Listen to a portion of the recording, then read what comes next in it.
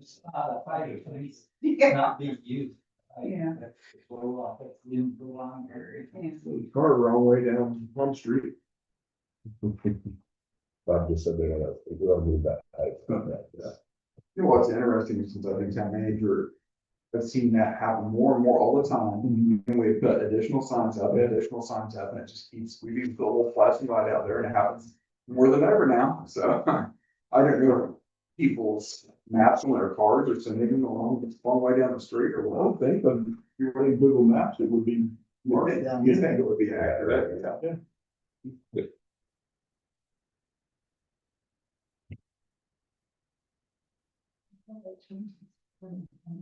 I saw that.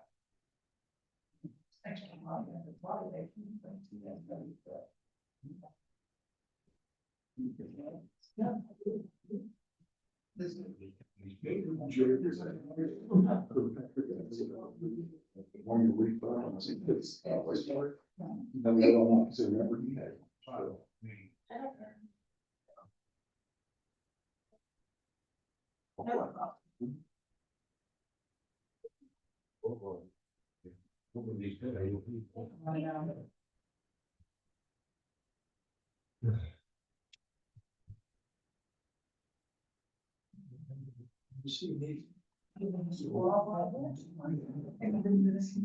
Yeah, they finally had to raise their gas price. Every cent.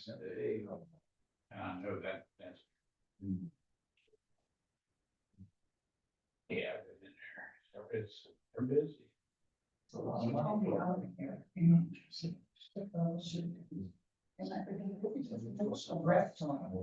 Yeah.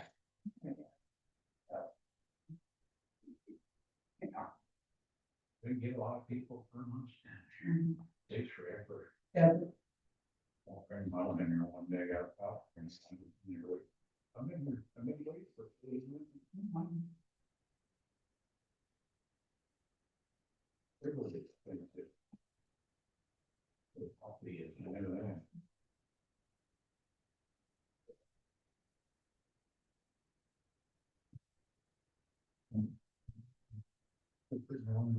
Anderson.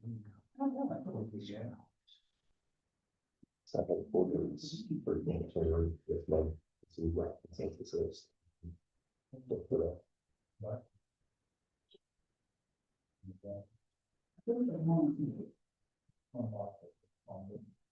We'll take a look at that. That's a proposed ordinance on the building code, removing the limit. So we can do first reading on that tonight. We can do and pass it. I think it's gonna have to be published before it's effective. But that's what we want to do. Thank you. Brian. Basically. John, the same. Yeah. I picked up a bunch of scrap metal that had blown over the fence into Tony's field this weekend, so I finally got most of that all off. I seen one was floating down the Bowman's field way down through there. Yeah, I don't know how far it got, but there was one across the road at 900. Did you see something across 900? No, across the road from you over in Bowman. Well. Okay, I got one out of there. That's all I can. Yeah. So. Evans, there was one day, one flew nearly over my tractor, just kept on going. Gee whiz, I gotta get out of here. Yeah. I think I got most of them that the loose picked up. I've got some weight on the others. I'll get everything all out of there, so.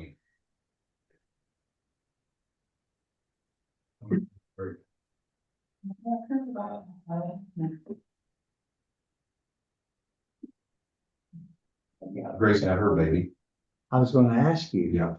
It was a little early, but everything's good. because They it's just supposed to be got- the 1st of March, right? March the 8th. or Yeah, they were gonna do a cesarean today, but she ended up, they moved it up till Friday, last Friday. And then she just got out of the hospital. Well, she got out of the hospital Saturday, baby got out today. Little girl, Little girl, got a girl. yeah, Catherine Hope. Yeah, So, that's grandpa's first girl. isn't it? well, see, Noah and his wife beat her to the punch by about 3 weeks. Oh. Yeah, they had a little girl, Eleanor Lou. So, yeah, I'm back in grandkids like crazy. We were gonna wait for that.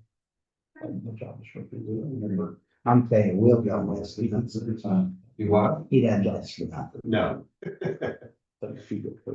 He must see and comprehend everything at a high level. 4 days this He month. gets in that tractor and he'll ask me something and from there on, he knows everything. Exactly. He don't get stuff.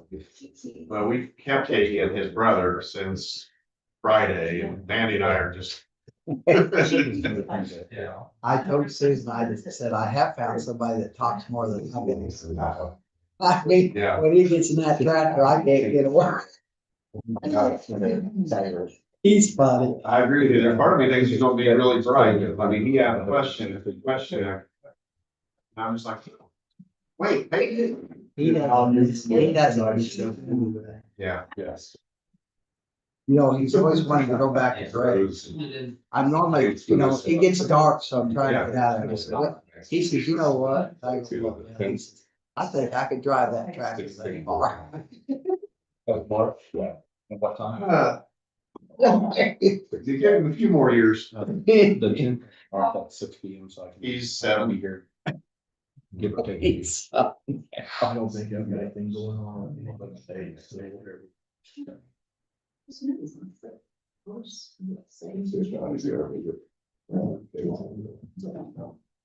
There's like a landmark. What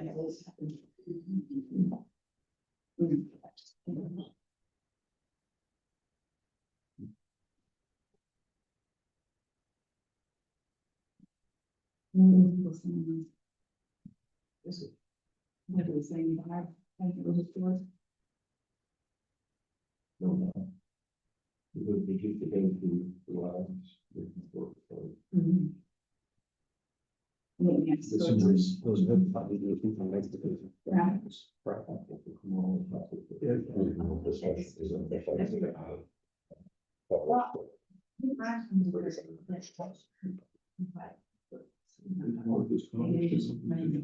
think we can take one last.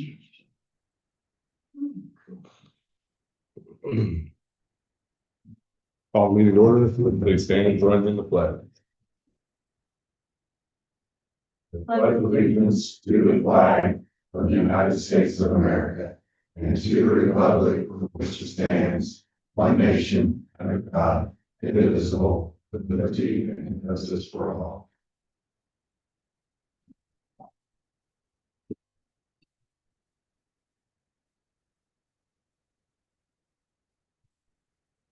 Everybody had a chance to review the minutes from the February 2nd council meeting. It's been properly moved and seconded that we approve the minutes for February 2nd council meeting. All those in favor signify by saying aye. Aye. All opposed? Public comments. Start with Kyle Weatherly. Good evening, everybody. I appreciate the opportunity to be here tonight. I want to thank all the council members for everything that you do. I came this evening just to listen, to engage, and be available to anybody and everybody that has any questions or comments. Thank you. Thank you. Thank you, Connor. Next, we have Heart of Hagerstown. Here. Good evening. Heart of Hagerstown, we have some training that's gonna be starting taking place next week with the Wayne County Foundation and Main Street Coalition. So there are 3 of us from Hagerstown that are participating now for the next 7 months, I believe. It's about capacity building, getting the community involved. So Janelle from the library is gonna sit in on that training with me, and Andrea from Three Rivers is gonna sit in. So hopefully I'll get with that. The other thing that'll come out of that is there will be some placemaking grant money available to us within the next year after we complete this training. Don't know what all that entails, but we will start looking at some placemaking opportunities in the town and the community on our main street. So the only other thing I know is the town, in cooperation with Heart of Hagerstown, was awarded the tire grant. So I think there's a few more steps that we have to complete. Julie or Chris, is that correct? Correct, yeah. Yep. So It'll probably be late summer before we can offer anything from what I read in the email, so. Hopefully late summer, fall, and this grant is also good for 18 months, so I remember right, so we can do something next spring as well if we don't use it all this time. Boy, all I've got. Questions? Next, you have there in your stack a refund for sewer for $82.07 for 550 North Sycamore Street.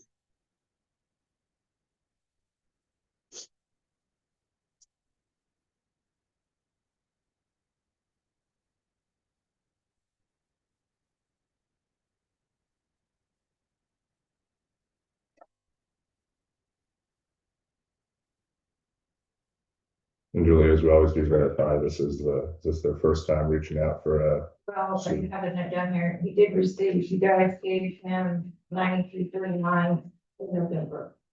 But he says that the leak has been fixed. Was this the same leak before? Yeah.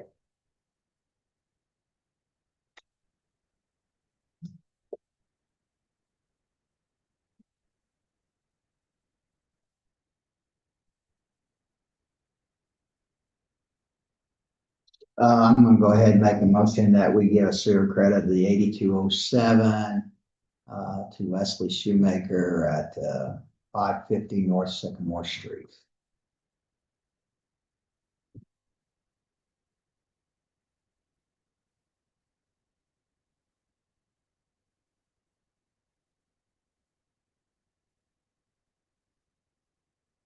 I'll second to get the vote done. been properly moved and seconded that we approve the sewer credit for $82.07 for 550 North Sycamore Street. As requested, all those in favor signify by saying aye. Aye. All opposed? Aye.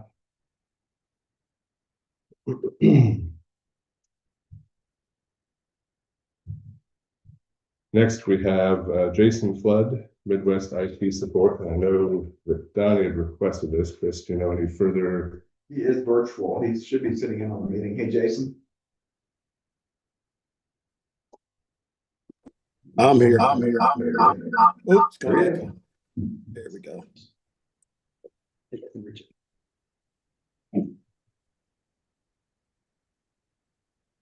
Are you able to hear me? Do this. Yeah, we can't hear you this end, Jason, if you want to turn the volume up.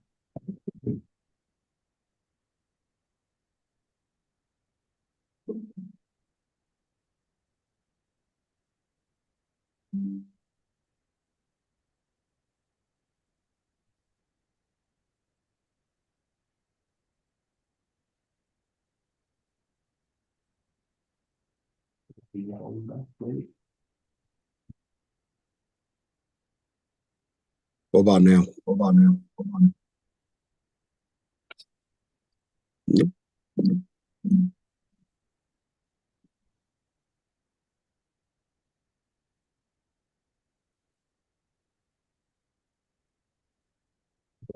Can you hear us?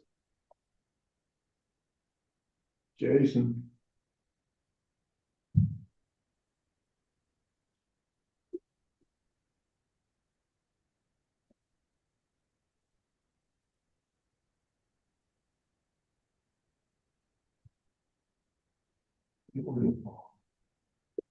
Can you hear us, Jason?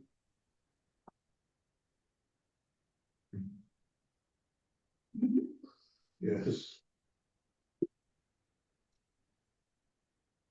We did that. Yeah. Yeah, well, Jason, we just turned it up. We can hear, we can hear you now if you can hear us. Yep.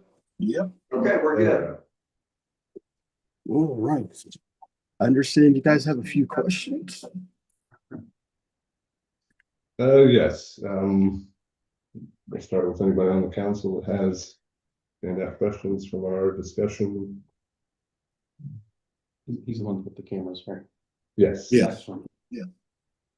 Jason, I think what Donnie was the one that requested you, but I think there was just some concerns amongst Chris and Keith of the, I guess, inactivity of some of the cameras. And I guess that they've had some issues viewing the cameras, going back in and sent a couple of emails and haven't heard anything back. That's not true. I mean, the cameras are up. There's a new system. I even purchased equipment that we purchased for you guys that's sitting in the cabinet. There's 2 backup systems and it is online. And even if you look right here, if they can't access it on, let me know. There's the camera that you guys were going to question about. Maybe had the fall.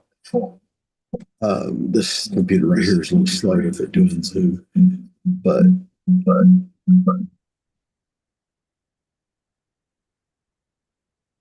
so the cameras are accessible. They're accessible. They both have username and passwords that go with their email.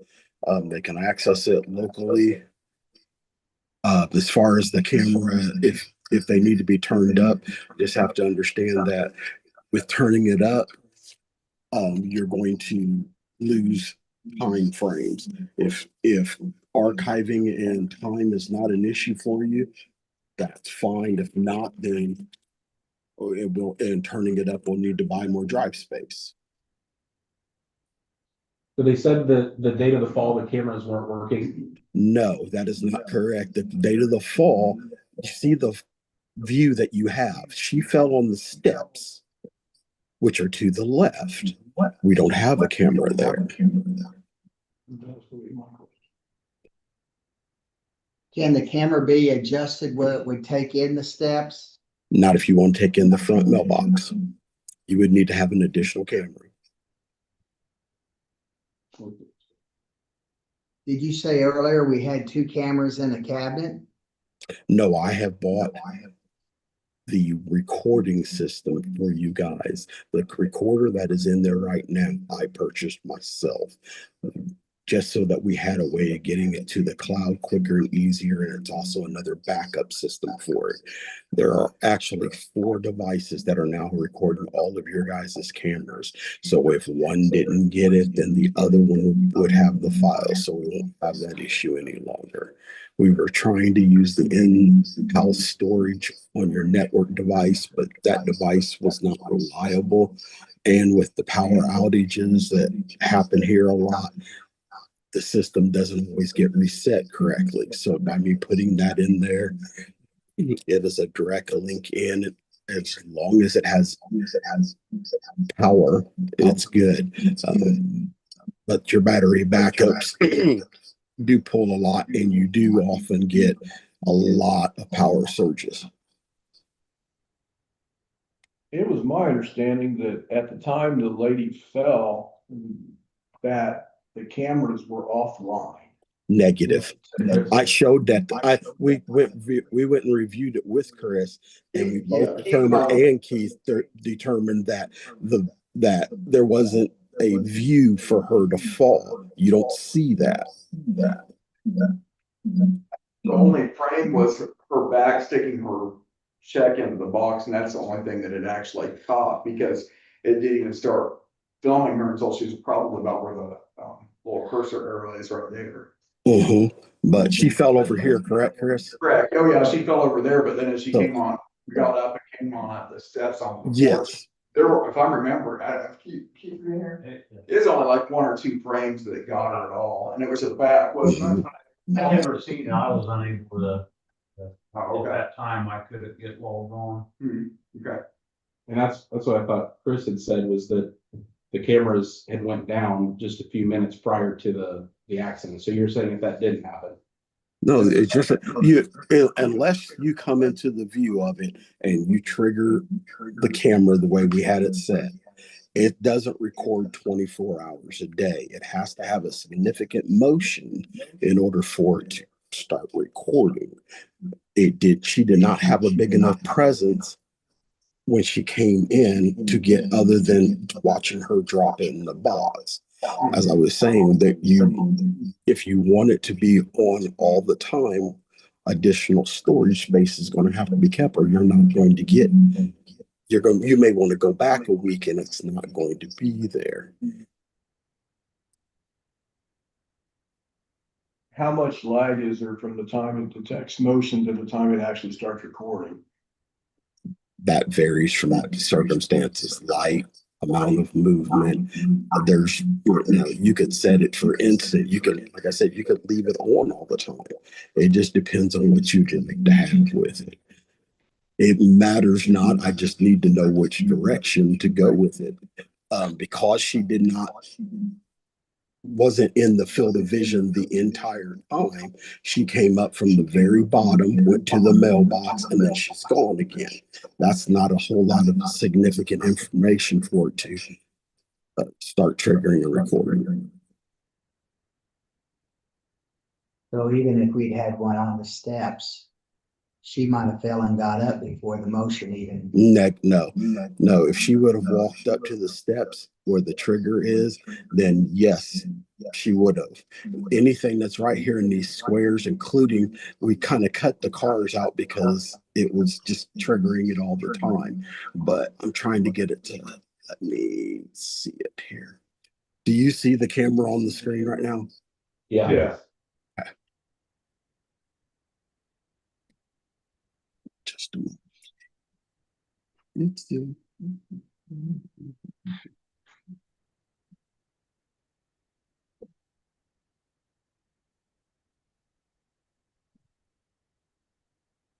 Jason, is that camera live, right? Is that live? Because I was gonna say I could walk out there and walk up the steps to the box and. I was just gonna start. It's easier for me to move it from here than try to do it on that one's doing the Zoom. So Keith, when you try to log in, does it give you an error or what does it do? No, it's now working now. I've been able it's up and running now the last couple of weeks. When it has given you fits? Yes. What does it do? It gives me an error and. How long usually ago has it been since you had an error? Not since, I don't think you've had one or told me about anything since I put the new equipment in. Jason updated the equipment probably around Thanksgiving or sometime. I was short. I did one piece of equipment in 2020. I think we did January. We might have put another drive or two in it and more film or recording storage, but I don't know exactly. I'd have to look from the dates because I'm not actually there. So if she, oops,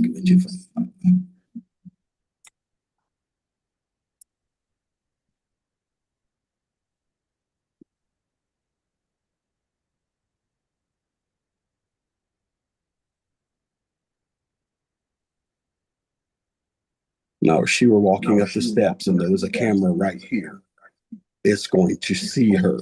We could even adjust it over and it would have seen her trip on the steps. But because she got up and by the time she went underneath the camera and didn't come into view, I don't drive this right. Before she gets over here where it can see her, it's very quick. It's a very big blind spot, I would say. So she has to come over here.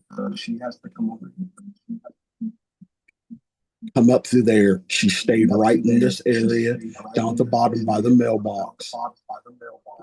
So it was a very quick thing. If you want it turned up, it is turned up now, but it was not turned all the way up first.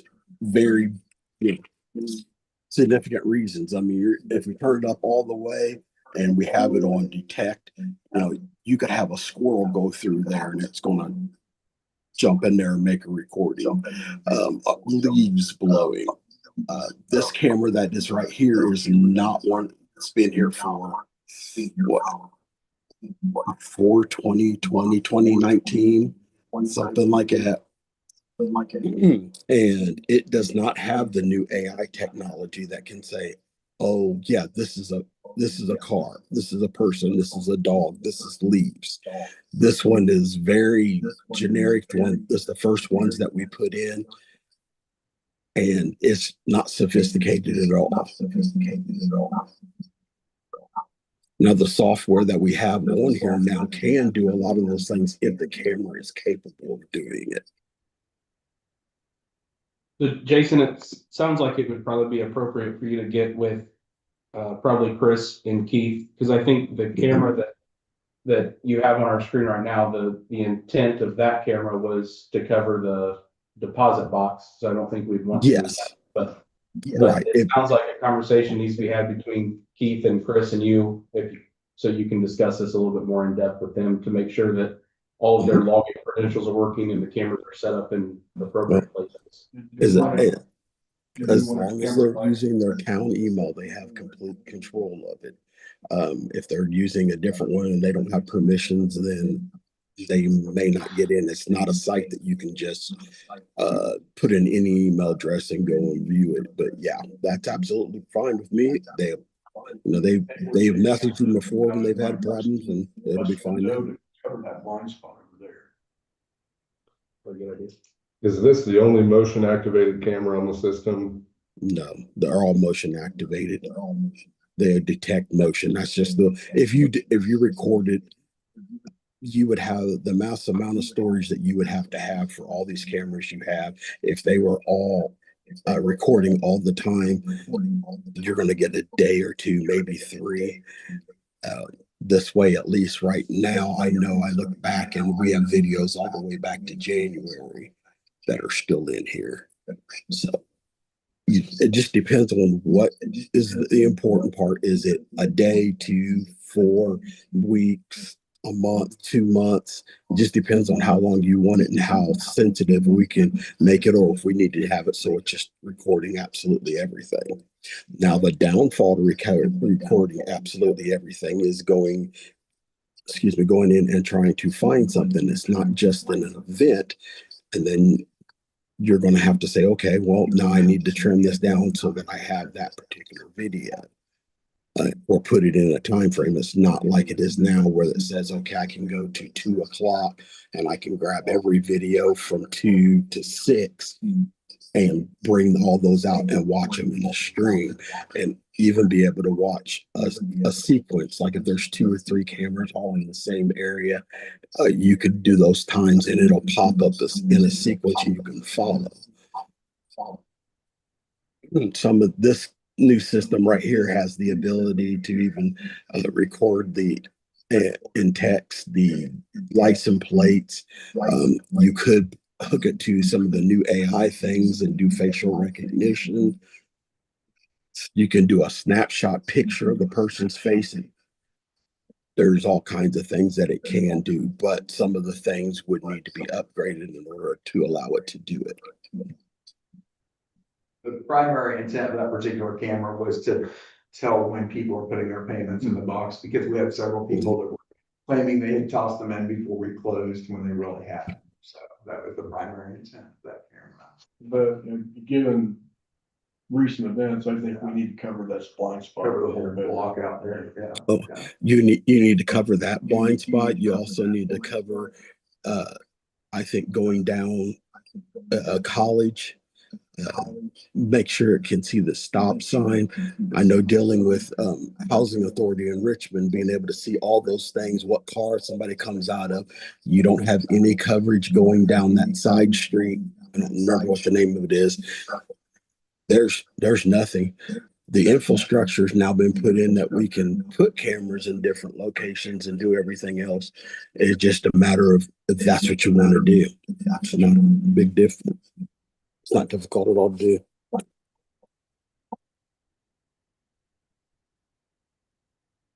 Any further questions from our end?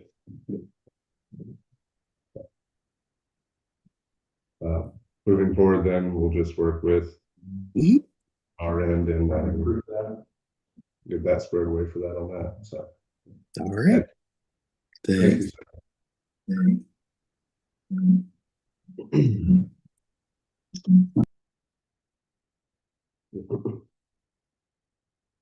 Any other public comments?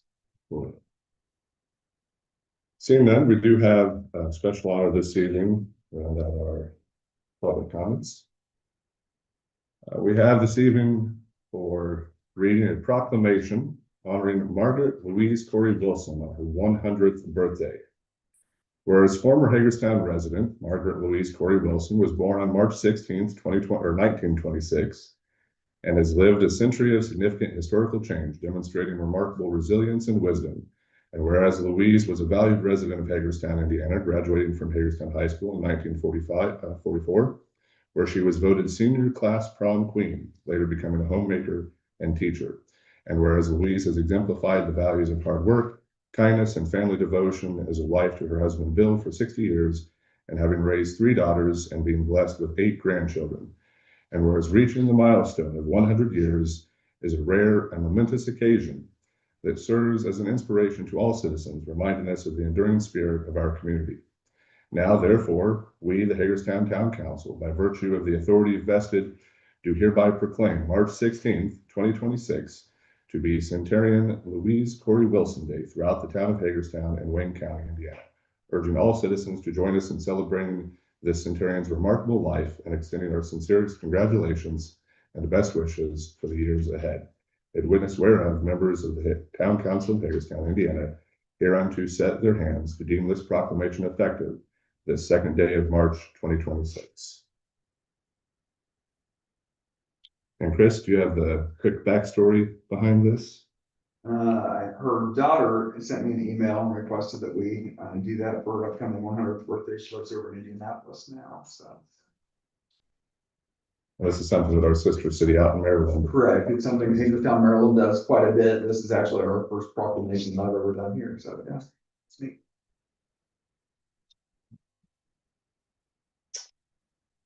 Okay. Seeing no other public comments, we will move to resolution number 4, 2026. This is a resolution of the Town Council of Hagerstown, Indiana, to establish 2 funds for receipt of county wheel tax and surtax notes. Really? Yes, so the county has graciously, they're sharing their real tax with us, so we need these 2 funds created. What, in deposit plan? Around 2,000. I think it'll vary each month.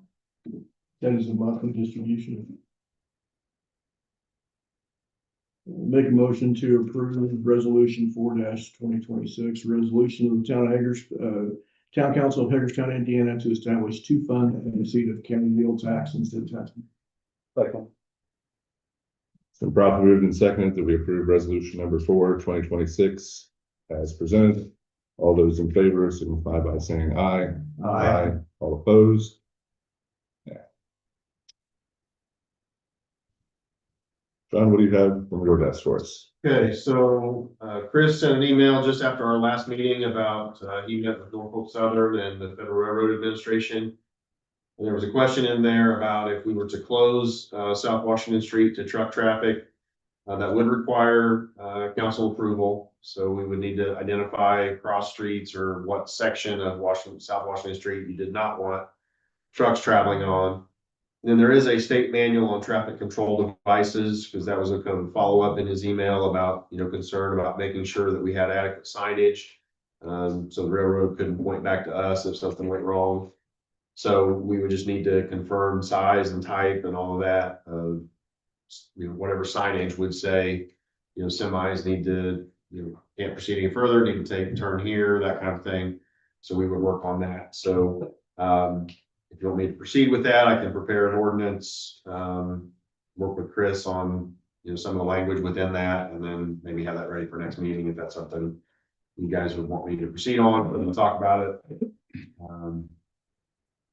The bucket truck, we talked about. Oh, sir, go ahead. So, I mean, one of our industries is there located next to the railroad track. I mean, don't they need access to that with trucks? When we were working with Norfolk and Southern on the meeting, when we were talking, their initial thought process was to entirely close that crossing to vehicular traffic. And I said, there's no way we're gonna do that. I said, that's a main ambulance run down to the airport. It's a pretty busy street. And so the next was a proposal for a short-term closure to truck traffic until we're able to do final resolution on that. And Bob Warner said it on that meeting too, from Kramer Engineering, and, Can I stop you there, though? yeah, Doesn't seem like they want any further resolution. I think they would be fine if there was, I think they would be fine if there was no further resolution, correct? Yeah. So why don't we just,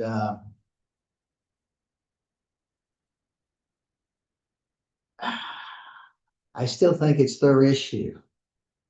Correct, and I think when we left the meeting, it was left that we're to determine whose ownership it is. If it's the town's ownership, we're gonna pay over the lower tracks. If it's their ownership, they need to repair the difference between the two grades of the two tracks. Yeah, which that's gonna be a tough thing to do. So what is so tough when they get their equipment on the track to asphalt over the track? What's so tough about that?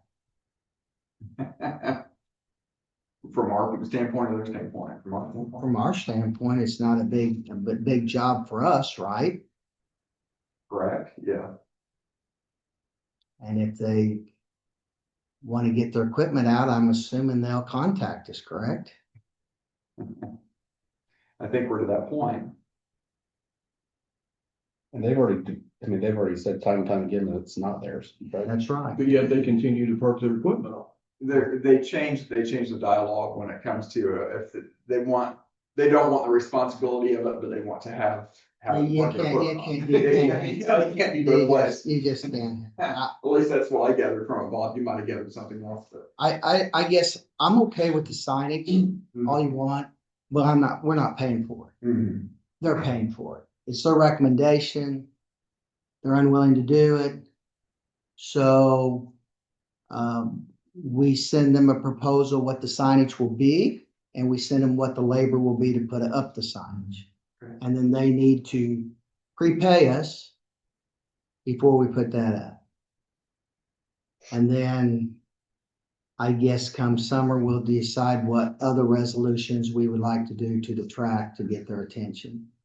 I believe there was another incident, even since we met the last time, there was another incident. Well, you actually informed me of that this year.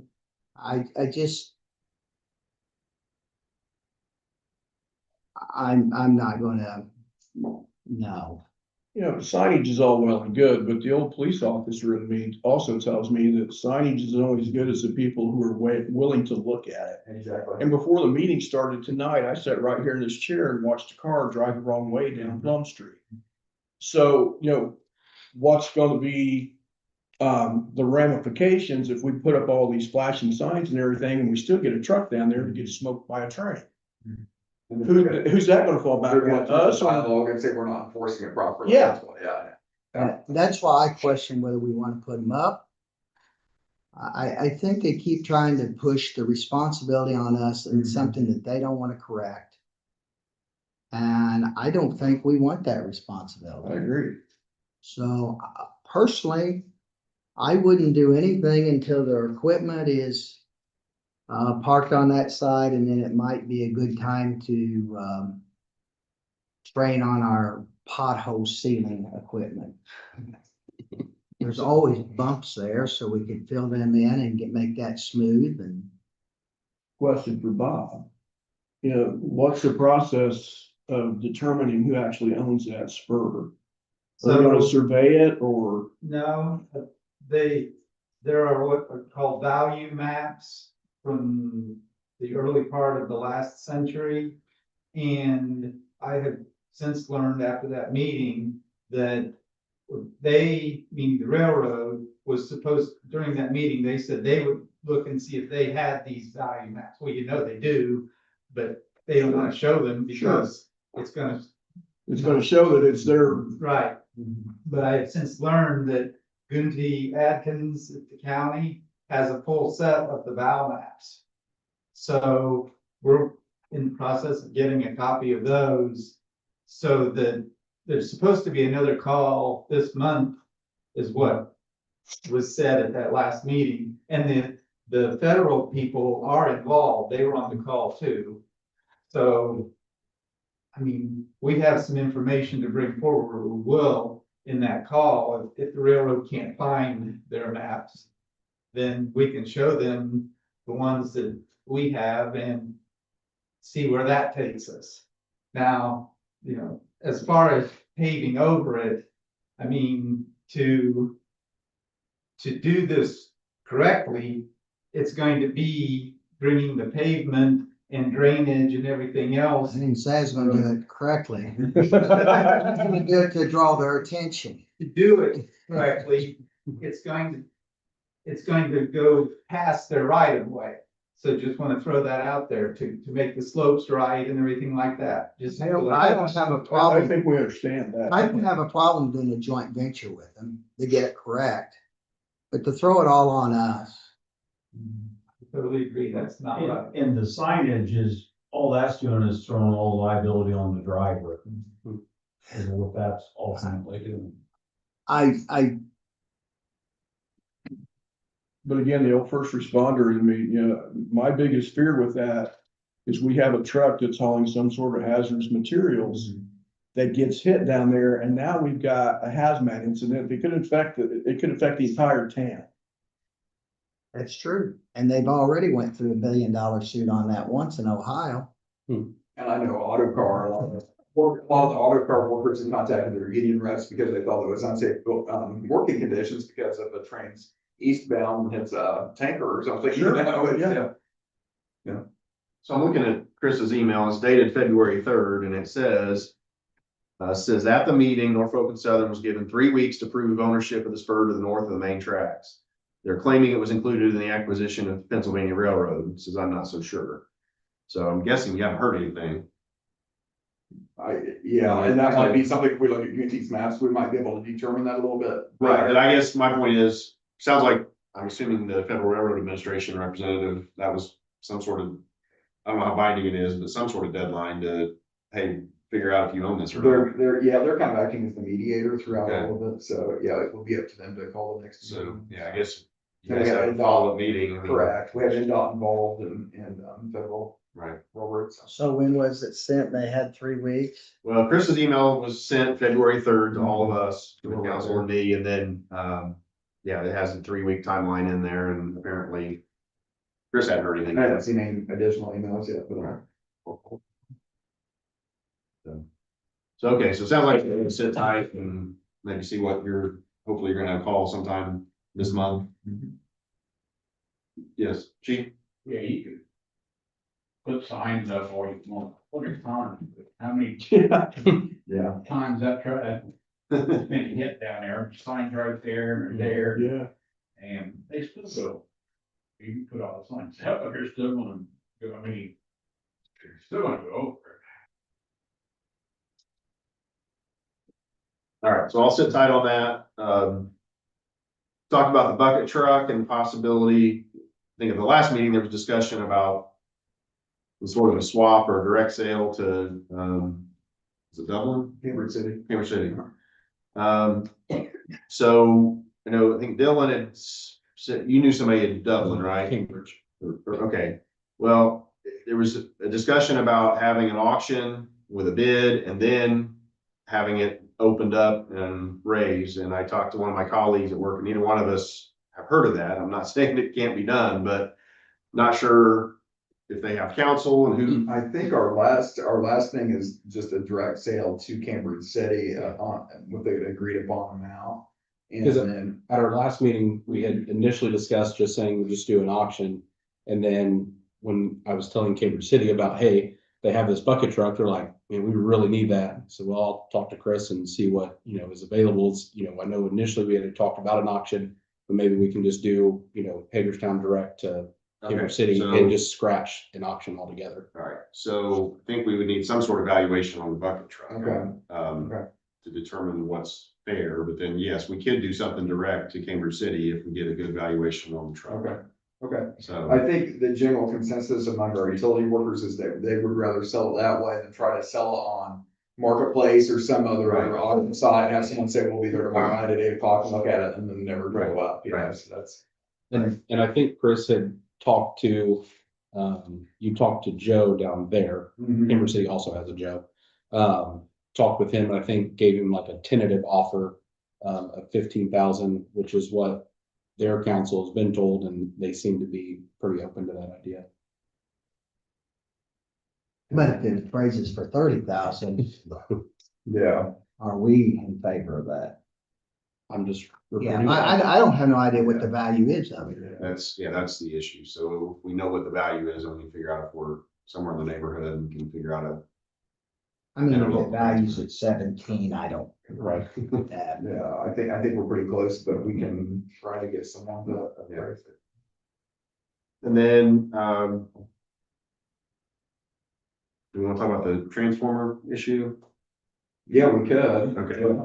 So Chris had sent at least Brian and I an email about, a transformer, and Chris may be able to help me with a little bit, the Manchester expansion. Correct. So is that the They new? had sent an email out, I think, to all of council in January, and there is a part of the code that reads if the cost of an expansion can be recouped, and I think it's 30 months that I have the code in front of me, it's either 30 months or 36 months. It's one or the other. Let's see, you had it in here. Well, you had new installations involving an aggregate distance of 250 feet. But like down a couple of paragraphs. Well, here's your email. I'm not seeing anything. Oh, okay. You might.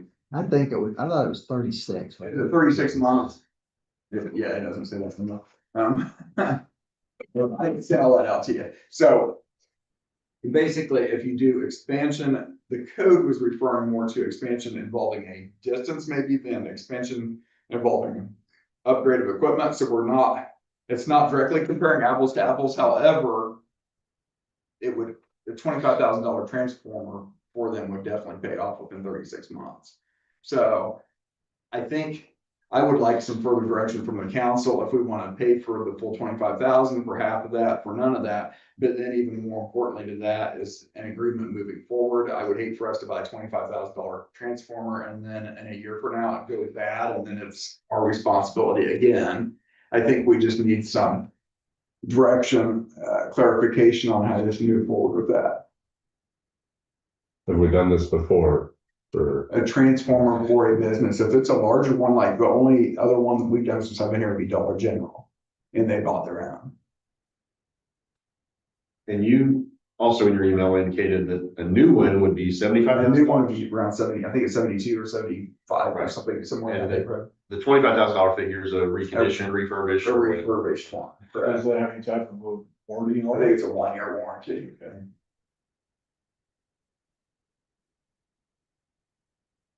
I guess my thoughts on this is if we have an opportunity to, I mean, maybe the code doesn't, the ordinance doesn't exactly cover this exact situation, but if we have a chance to bring more jobs and create more electrical need for our system, or we can benefit from that. I think we ought to look at it positively and not negatively as an opportunity. It pays off in 3 years, but the business will be there for no telling how long. So you've got a pretty good source of income coming in over a long period of time. And I think we need more of that because when you look in our electric system, we can't put up 13, 14, 15 homes. And this thing here would use the electricity of no telling how many homes, and we don't have the room to put up the homes. So if we have a chance to extend our electric usage in our town, I think we ought to be accommodating to that if we can be. And how many jobs was it? They said it was it 18? I was thinking 20, but it sounds like they're in the neighborhood. Yeah. Well, I would say the interactions with Manchester, I mean, it wasn't, but a year and a half ago or so that they put in a new machine that was over $1 million and they had a big ceremony for that. I mean, they're multiplying that by Yeah, several. And That's my understanding. They're closing their Ohio facility and everything's gonna be here. Why are they closing that? I don't know, but it's good for us that they're doing it. Do we need to, what's the deadline in this, or is it just a we need to order and it's probably gonna be 6 weeks to get it in, I would guess, so, yeah. But I do like I do think we do need the verbiage that, you know, there should be some type of warranty that goes with a refurbished one, whether that was a year or a year and a half, but we're not going to purchase one after the extended warranty is out on it or whatever it is. If it's 24 months, then it goes bad in 18, then the people we buy it from is gonna stand behind it, right? Correct, yeah, or you know, if it's up to their, 1-year warranty or whatever. If it's 36 months, I don't wanna have to buy another one. Exactly, yeah. And then if it's 36 months, you probably won't have as much faith buying a $25,000 one, you want a $70,000 at that point, you know, so that's just my thought process on it. And It's- where do these funds come out of? Do they come out of EDC money or would No, come out of electric. electric? We could get probably electric, yeah. Well, that's what the ordinance would come out of. So if you're putting in a new home If and you're you putting got, in a new home with 250 foot, 300 foot driveway, it's going to come out of electric. yeah, And the funds then would go back into electric. I mean, the electric's gonna get the funds back. Correct. So That's gonna be my next question, if those funds come back, obviously. yeah, And then the other question I would have is, you know, where are they at in this? Have they even broke ground yet to start that addition and That'd be a question for Tom. once they do break ground, then at what point do they need the transformer? Do they need it at the beginning or the middle or towards the end of that project or? Probably a good question for Tom. Hey, Tom, Yes, could you elaborate on that one? so just today I received an email regarding a variance request at the state level for setback and in regards to fire rated wall assemblies and property lines and sprinkler head placement in the new structure. So they're still in the design phase and the state release phase. I don't have anything timeline specific regarding how long that process will take. It's probably a pretty quick process. And if that variance is approved, then I'm assuming within the next few weeks, the design release for construction could be let from the state. That's the closest I can give you on estimate of construction timeline. So they are active, so they're actively in the process. It's Yeah. rolling forward. It is.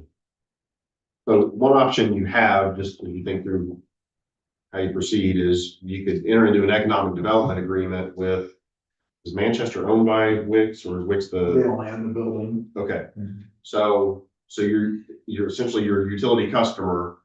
You could enter into an economic development agreement with them and say, okay, if the owner contributes half, which was kind of kicked around, and the town contributes half, and maybe if they stay there the 36 months and they produce, 15 jobs, then maybe, the town refunds that money or there's some sort of credit, or, you could structure it in a way where they've got to perform and you guys, as you make your investment, maybe if they perform, they don't pay anything back, something along those lines. You could be a little creative, especially if the landowner is willing to pay for the new transformer, then, maybe there's something in there that says the town would contribute something over time, or they could always approach the county for a tax abatement potentially for some of that investment, but that may not be enough to warrant going through that process. But you could have an agreement that says, hey, business is going to create this number of jobs.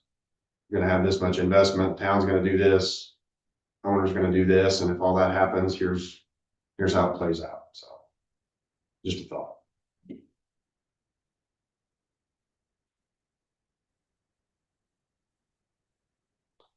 trouble, you got two different entities there.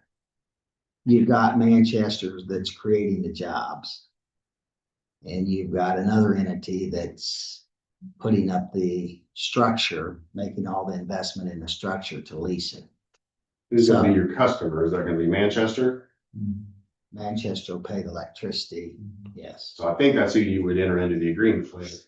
But they're not gonna have the cost of the generator, of the,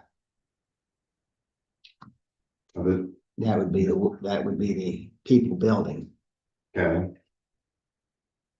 So either, both parties might have something to say about that, or might be potentially parties to the agreement. My understanding is they have a 10-year lease agreement. So I'm pretty sure the 3 years is not an issue.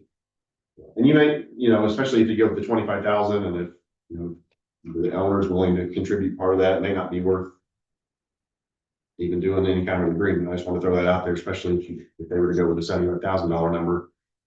I don't think we're biting on it. I think we're looking at the $25,000 transform is what we're looking I at. understand it sounded like the owner might be willing to do something. I don't know. At least you can present that option to them. Possibly, yeah. And what kind of warranty does a new one have, do you know? I don't know. Because, yeah, if the landowner, the tenant and the town would all contribute money, maybe could get enough money to buy a new one. That might, but if it's still only has a 1-year warranty, that's. Right, you might as well do. Might as well, yeah. Might as well deny it. Yeah. Buy 3 of them for that cost. I would say let's check with willing to see if they go half and half on that.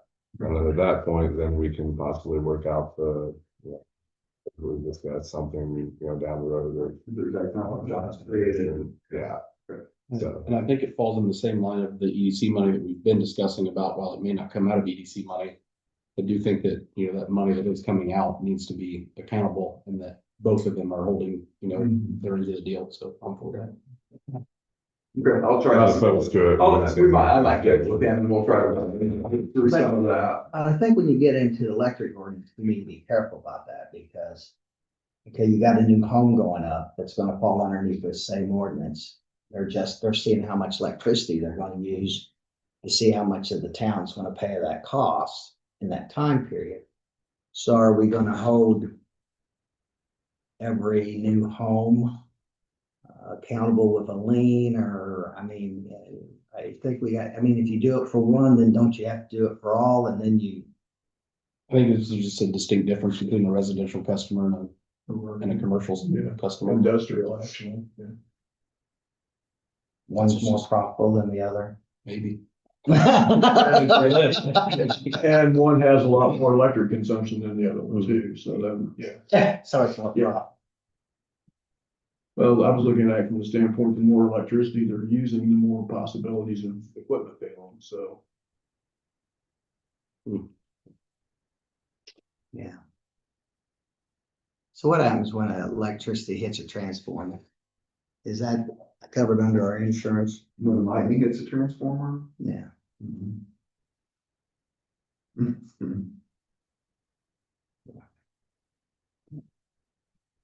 We're, as a municipality, we're very unique to have electric department. I think our insurance company would tell you that too. We're very unique. It's a small municipality. All right, and then I gave a draft ordinance up there. We talked last meeting about amending the building code. Here is the actual appendix. And then that ordinance takes out this very last paragraph about cumulative fees. Essentially, I'm proposing you just strike the entire paragraph because it limits it to the $500. And I think our discussion was, Tom's recommendation was that we just do away with that because if you had a commercial project or something that took a lot more time, that might not be a reasonable cap. I mean, is that a fair assessment, Tom? Yes. So process would be, you can do a first reading tonight, you can suspend the rules and pass it. We would have to publish because, we're not changing a fee, but we're essentially opening a new door that it could be higher than the $500. So I think that the reasonable thing to do is publish, and then the ordinance could be effective. We may have to have a public hearing at our next meeting on that. There was some reference to that in some of the research I did, but want to at least get that before you guys and let you kick that around. Like I said, you could do a first reading tonight. I don't know there's any huge rush on it, but if you wanted to pass it, you could do that as well.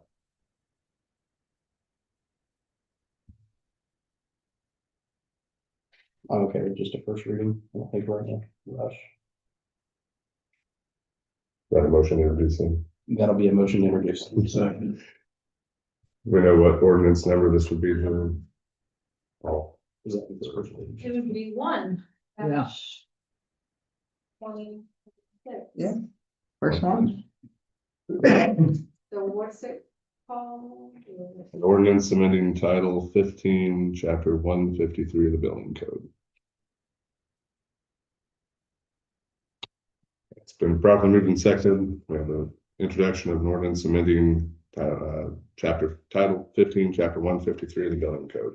All those in favor signify by saying aye. Aye. All opposed? And then I think the last thing I have is another thing we talked about at our last meeting was the possibility of a property swap with a private individual. Are these very similarly sized lots or? One's larger than the other, but the smaller one's in a better location than the larger one. And they're both unimproved lots, no buildings, no. Correct. Okay. So we would have to get appraisals. I would start with one appraisal on each, and you can't use the same appraiser. Because if they know that you're, if this is for a swap, to keep it objective. And then I would say, let's see how close those are. The statute does allow a person familiar with the property from the town essentially to provide an opinion as to value. So I would say, let's get those appraisals. If you guys want to proceed with this, at least see where we're at. You're supposed to have two, but I would say get one from appraiser, and then the town might be able to provide a second value. And then hopefully they're close, and then if that's something you want to do, then we would proceed. You still, even on a swap, have to publish some notice of what you're doing in the paper and give people a chance to come in, say whatever they want to say, but that would be the process. We need to just make sure we're making a fair trade. Okay. So do we have to pay for both appraisals, or can the Well, if seller, if you want to call it a seller, can they pay for the other half? I would say if, I think it would be very reasonable to ask that person to pay for one and the town pay for one and see where we're at. Yeah. And if that would at least they'd have some skin in the game and they really want to do this. All right. I think that's all I have. Can I ask a question on this?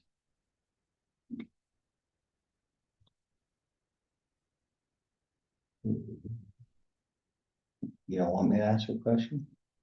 I don't want to ask a question. I have a question. About the building code, did we make a motion? I know, I second it. Just first Okay, reading. just- Yeah, just introduced it.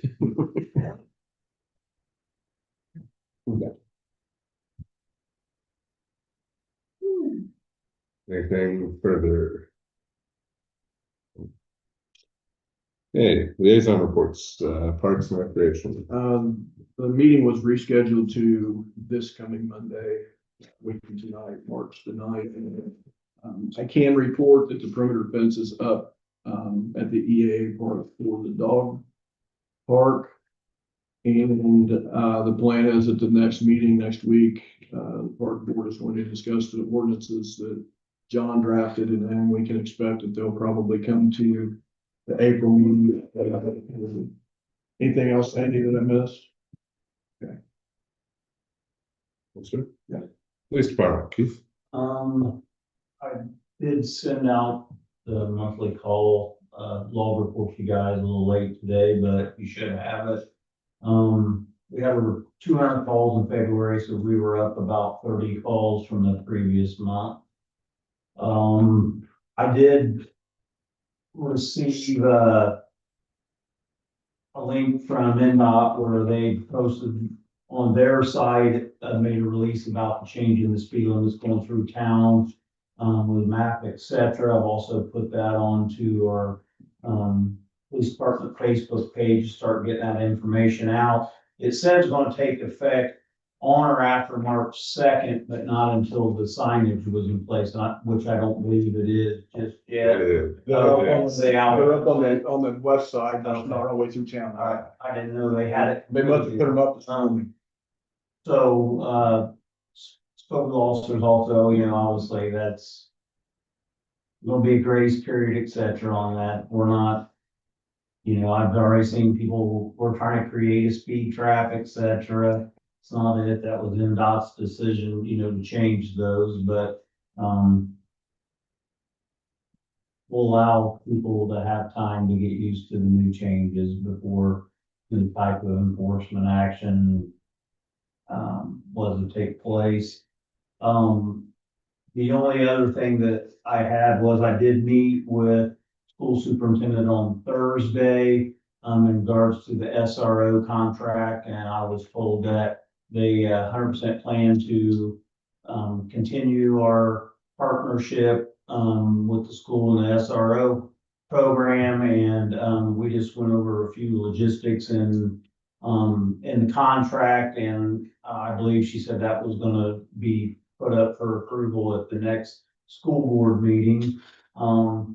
We did another 3-year period on that, and then but we'll leave that open, that if we need to discuss different things, like there was some talk about the SRO raises, the next school year that'll begin in August, for the next school year, the SROs will get a raise that school year, and then we'll address it prior to every school year, just to ensure that financially the school's budget, et cetera, will allow for that, instead of putting it in the agreement in stone, set in stone. We're going to negotiate the end of every year to ensure that it works for both sides, but looks like that's going to be a done deal, and by the next council meeting, I should have the contract from the school that I'll present to you guys, because I believe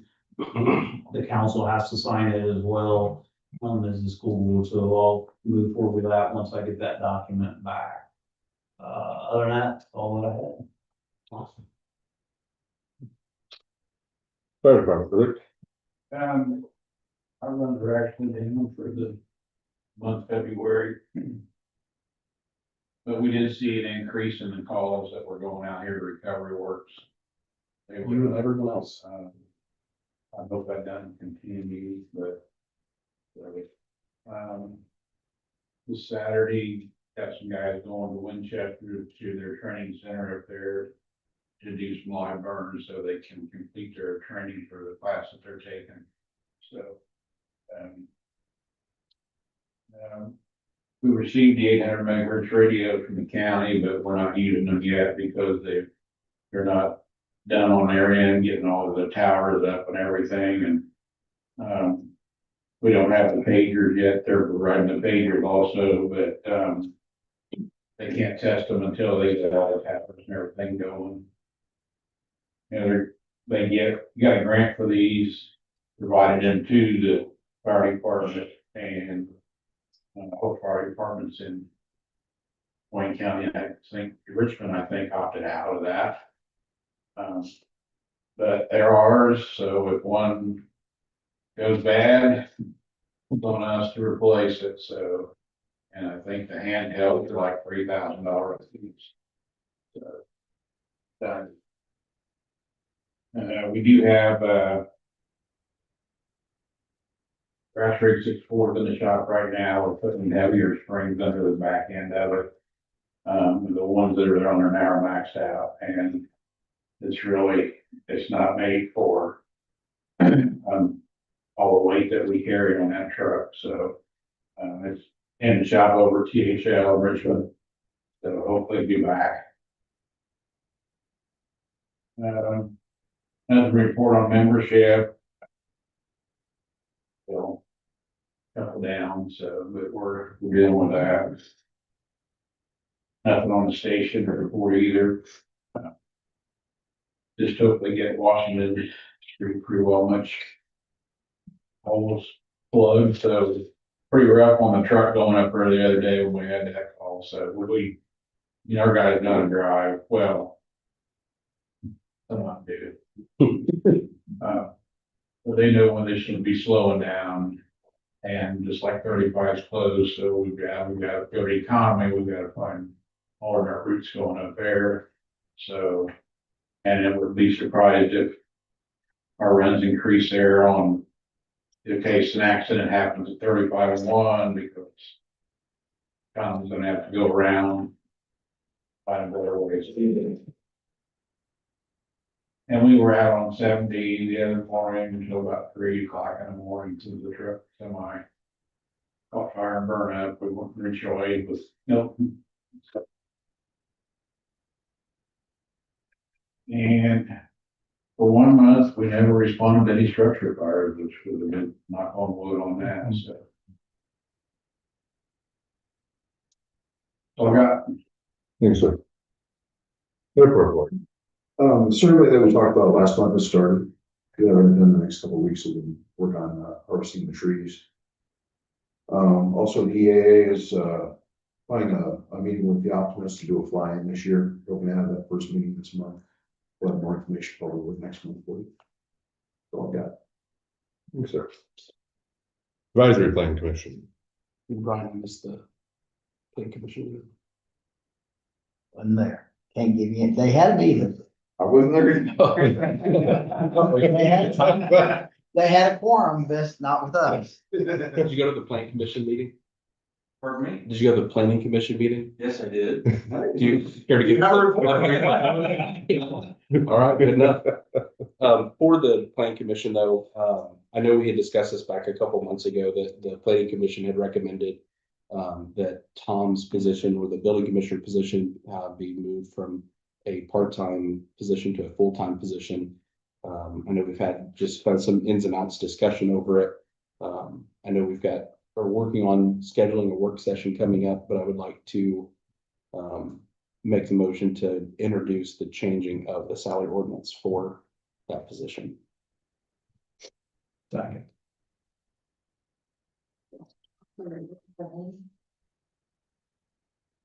So Tom's position is part-time. Yeah. And we're wanting to change it to full-time, Right. but it has to be changed in the salary ordinance to do, right? So what are all the specifics of, is it rate change or what? Well, I think that would probably be part of the discussions too, in the work session is what that is. I know we talked about hours, Brian. Do you remember what that was? It was 30 something, but I don't remember. 34 to 36, wasn't it? Or 32 to 36. It was 33. 33. How am I supposed to change the ordinance? I don't know what, but no. So then, So we would, essentially, we're gonna introduce the matter, Introduce, right, oh, okay. to make just the change from part-time. part-time to full-time. And then that, once we have the specifics at our special meeting, then we'll, So it's not in stone right now. Correct, yeah. just to get the ball rolling on it. Then properly moved and seconded to introduce the salary rate change for the building commissioner's position. All those in favor signify by saying aye. Aye. All opposed? Town manager, Chris. Alrighty, wastewater treatment plant, Banning Engineering has started the GIS manhole locating, and they're doing all that for item requirements.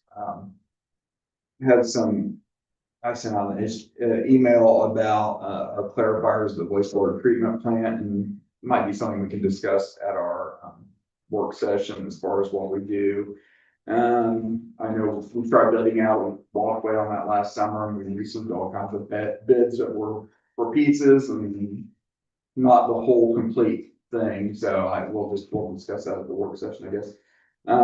Water department, we did have another major water leak, Miller pipeline up one of our 4-inch main lines on North Sycamore Street. We were able to repair that while the water was out. Indiana Works was able to come in and install some valves, which I guess, looking on the bright side of it, we were able to do a little bit of that. Well, Miller Pipeline reimburses for all of our expenses there. That was gonna be my question.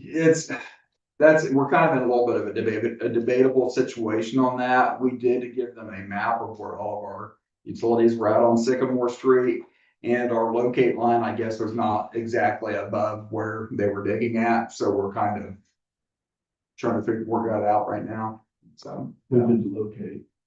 It was a Luke or water department. Okay, so So that wasn't like, hiring out someone that it wasn't, And fortunately, it was just a 4-inch line and we were able to, they'd already dug it out, so it was a fairly simple repair for us. But that's something we're gonna have to try to work through. All of our departments right now, I have them assisting the water department. We're kind of doing a blitz of the town and trying to get all the water meters that are still remaining switched out. We've been able to get 30 done just within the last week, which is really good. So we've got about 60 some more to go. They're going fairly quickly. I expect them to get a little bit slower here though, because we're going to have to be installing pits in some spots and they're probably only going to be able to do maybe 1 or 2 pits a day. So that's definitely going to slow things down. But we are finally getting a lot of leeway on that. Let's see here. I have reviewed all of the pole attachments that Frontier is wanting to do. There's probably around 700 additional pole attachments they're wanting to do in town.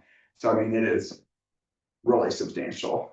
And so John, I emailed him about trying to work out an agreement with that, how we go about doing that. I'm not real thrilled about it, to be honest with you, but it is what it is. So streets department, basically trying to keep up with all of the mess that's been created from the water line project. We got a lot of gravel up in people's yards again. Brittany had rented a street sweeper once to clean all the gravel out of the yards. We're gonna probably have to do that again.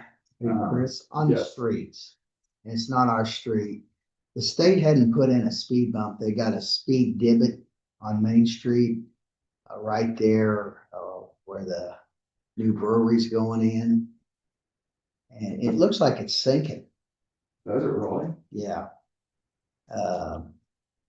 Right in front of the brewery? You're pretty close. Yeah, you're pretty close. I'll take a look at it. And it's more on the north side than it is the south side, but it's getting worse. Okay. And like I said, it almost looks like it's sinking. You're right. You know, but yeah, it's, if you're on something that's got shocks, you really won't notice it. If you're on something that doesn't, Yeah. it'll jar your teeth. It'll jar your teeth out. It's really getting. I'll actually go take a look at it after the meeting. Thank you for letting me do that.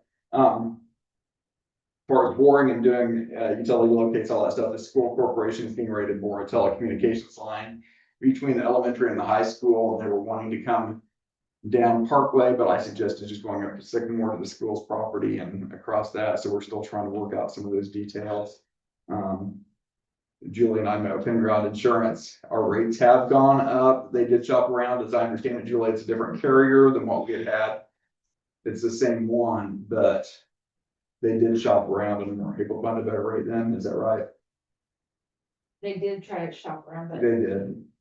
And they're saying Stay. a sticking thing with our insurance is the levy. And I tried to explain to them that our levy is south side of the town. It's the lower part of town. It really isn't protecting a whole lot to the south. It's not like it's a levy on the north side of town that if it breaks, it's gonna flood the whole town. So I don't know how we convince them of that, but just the fact that we have a levy is increasing our insurance. So that's something that I thought the levy was put in by the Corps of Engineers as a flood control. it was, and that's what we tried to explain to them. We tried to explain all that to them, and even the levy that protects the wastewater treatment plant. I said, if that breaches, all of that equipment's pretty much, well, it's a pole barn and a bunch of concrete equipment, or you know. And I tried to explain all that to them, but he said, well, we'll try to take a closer look at it. So yeah. And then we already went over some of those other details that John had discussed. Do you guys have any questions for me? No questions, but I will say, I got a call, yesterday from a resident who lives on the north side of town. And all he wanted to do was thank all the town employees. He said he's driven by multiple times during all the leaks that, the water main breaks that we've had over the last, month or so. And he was just very grateful for our employees. Thank you. Thank you. That's good. Hey, Craig, Yes. do we have any signs out there for town and got like a pavement sign get caution? We do have like some slow. I know the sectional starts this week and we're all gonna be driving up and down. That's a good point. Okay, that's a very good point. Just to warn some of the drivers that's not been around here that. Yeah. Slow down to. Yeah, and Bob's here, I'll let him talk about water line projects since we're, keep talking about it.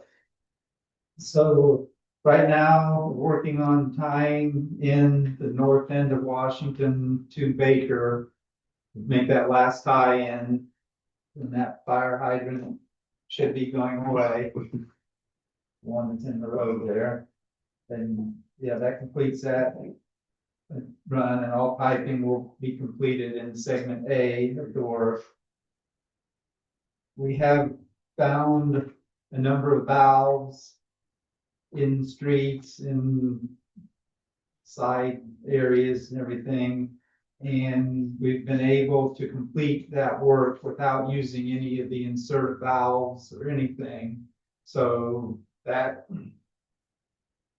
we still have more work to do on Perry and on the south side of town, but hopefully that saves us some money in the long run by not having to add all those valves and finding valves that actually work that we didn't know we had. So that's a good thing. The next segment is North Perry out here, which they'll be starting toward the end of this week to do what are called the cut and caps, where they got the new lines buried. Now they have to disconnect the old lines. They've got all the houses hooked up to the new lines. So it's digging holes to disconnect the old lines, cutting those off and capping those. So North Perry will be next. And then when that's complete, they'll move to the south end of town and disconnect all of those lines. So I'm gonna be cutting those roads back up. Just to let you know. And then also work is going on the 2 booster stations right now. And we're working to coordinate with the school. We're replacing the pumps in the booster stations. So we want to coordinate with the school to do that work over spring break, so that we're not shutting the water off to the school. And similarly, the east side, because that tower can be separated, we can take that pump out and it won't create any issues with the system being down while the pump's out, because that water can hold enough water to handle the east side really for a couple of days anyway. So that's what's happening now. Most all of this work should be done by the end of the month is the goal.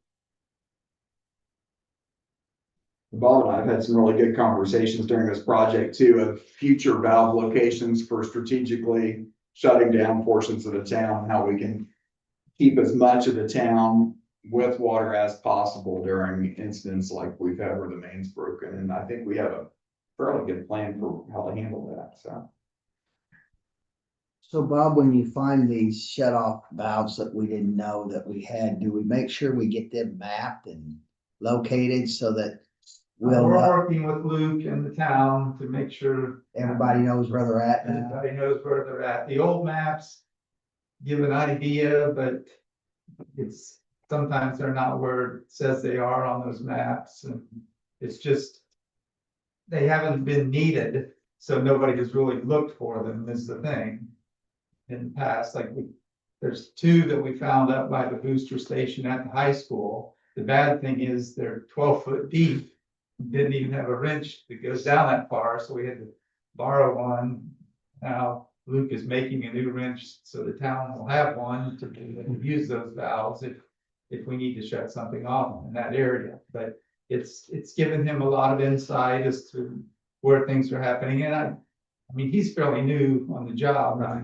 It's been a learning process for him. He's really learned a lot through all of this. He's done a good job. And Chris is in favor that, if, during those major events like that, if you could, obviously we have the one call, but maybe just a message to us specifically, that way we could, just a quick, hey, significant water leak or something like that. That way, if we want to come out and check on the guys, it gives us a quicker avenue. Or we get phone calls from residents. My phone started blowing up Wednesday and almost. Yeah. I was trying to get set up for a swim meet at the high school and that's chaos, yeah. Anything further? Julie, from your desk. Okay, so I got the annual report done a couple weeks ago and got that submitted.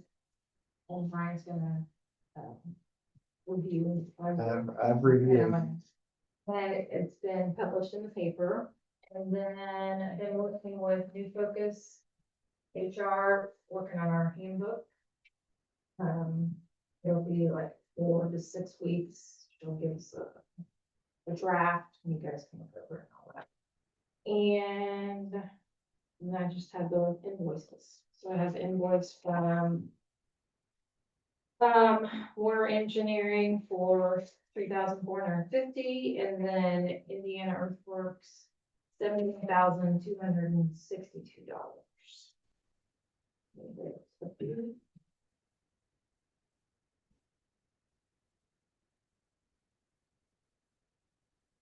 I make a motion that we approve both of the invoices to Warner Engineering and to Indiana Earthworks as presented by Code Frazier. Second. And properly moved and seconded to approve the invoices for the water project, one for Warner Engineering LLC at $3,450, the other one for Indiana Earthworks LLC at $71,262. All those in favor signify by saying aye. Aye. All opposed. Next regular council meeting was I'd like to make a motion that we transfer $25,000 from the electric to the MISO line, just to make sure we have enough money on hand in case when those bids come out in July, we do find out they're gonna be very high. Second. been properly moved and seconded to make a transfer of $25,000 within the electric for, to the MISO account for hedging. All those in favor signify by saying aye. Aye. All opposed? Anything further? Next regular council meeting will be Monday, April 6th at 6:30. Town hall will be Thursday, Friday, April 3rd. Those are Good Friday. Everybody had a chance to review the claims as presented. Move for approval. Second. So properly moved and seconded to approve claims as presented. All those in favor signify by saying aye. Aye. Opposed? Move for adjournment. Second. So properly moved and seconded that we adjourn. All those in favor signify by saying aye. Aye. Opposed?